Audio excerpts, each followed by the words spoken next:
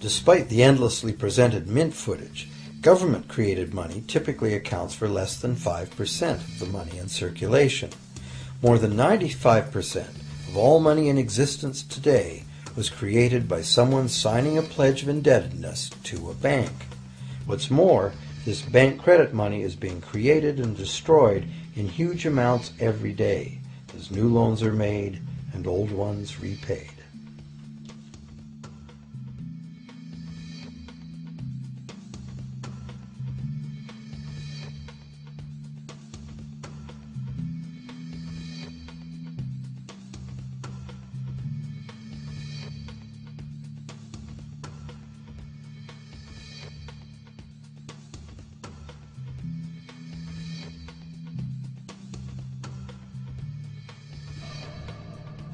Banks can only practice this money system with the active cooperation of government. First, governments pass legal tender laws to make us use the national fiat currency. Secondly, governments allow private bank credit to be paid out in this government currency. Thirdly, government courts enforce debts. And lastly, governments pass regulations to protect the money system's functionality and credibility with the public, while doing nothing to inform the public about where money really comes from. The simple truth is that when we sign on the dotted line for a so-called loan or mortgage, our signed pledge of payment, backed by the assets we pledge to forfeit should we fail to pay, is the only thing of real value involved in the transaction. To anyone who believes we will honor our pledge, that loan agreement or mortgage is now a portable, exchangeable, and saleable piece of paper. It's an IOU. It represents value and is therefore a form of money. This money the borrower exchanges for the bank's so-called loan. Now, a loan in the real world means that the lender must have something to lend.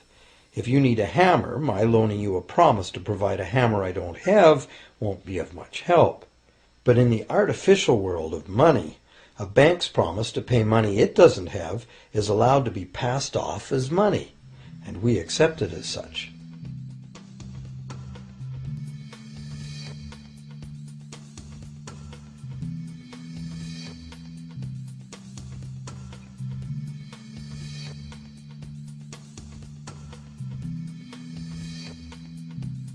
Once the borrower signs the pledge of debt, the bank then balances the transaction by creating, with a few keystrokes on a computer, a matching debt of the bank to the borrower.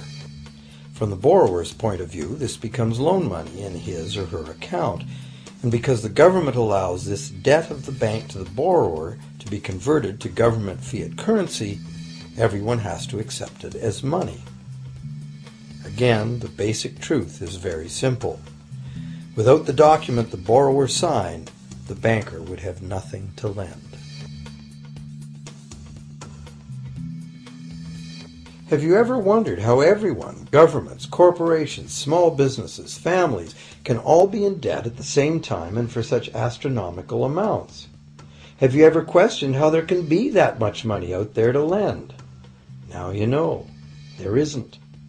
Banks do not lend money.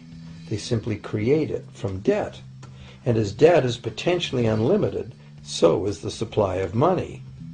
And as it turns out, the opposite situation is also true. Isn't it astounding that despite the incredible wealth of resources, innovation, and productivity that surrounds us, almost all of us, from governments to companies to individuals, are heavily in debt to bankers? If only people would stop and think, how can that be?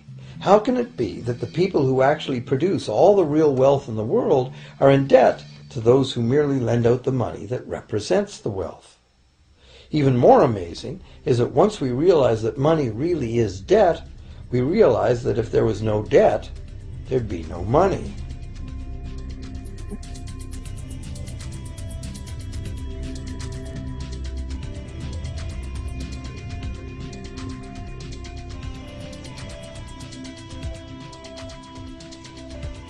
If this is news to you, you are not alone. Most people imagine that if all debts were paid off, the state of the economy would improve. It's certainly true on an individual level. Just as we have more money to spend when our loan payments are finished, we think that if everyone were out of debt, there would be more money to spend in general. But the truth is the exact opposite. There would be no money at all. There it is. We are totally dependent on continually renewed bank credit for there to be any money in existence. No loans, no money, which is what happened during the Great Depression. The money supply shrank drastically as the supply of loans dried up.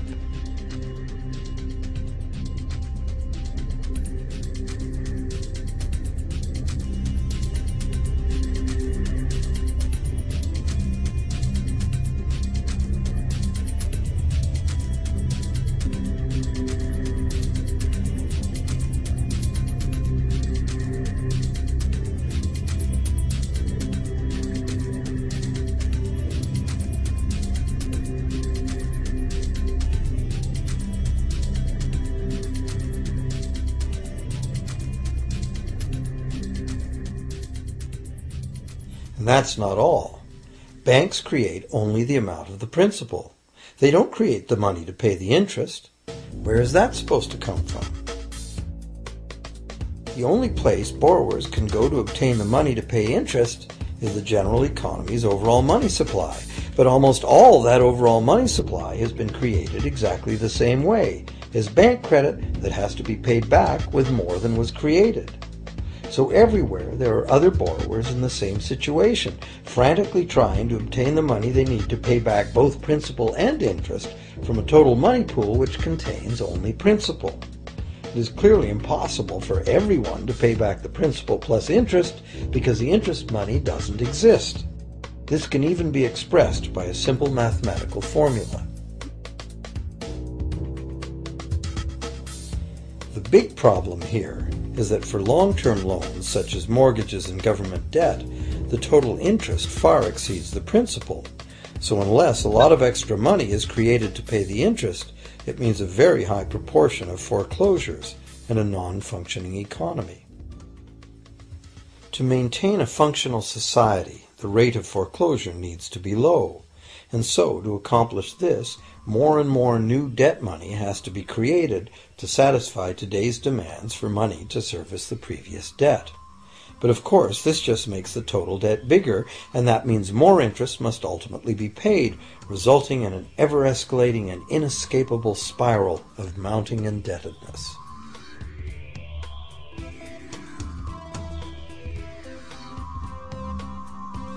It is only the time lag between money's creation as new loans and its repayment that keeps the overall shortage of money from catching up and bankrupting the entire system. However, as the bank's insatiable credit monster gets bigger and bigger, the need to create more and more debt money to feed it becomes increasingly urgent. Why are interest rates so low? Why do we get unsolicited credit cards in the mail? Why is the U.S. government spending faster than ever? Could it be to stave off collapse of the entire monetary system? A rational person has to ask, can this really go on forever? Isn't a collapse inevitable?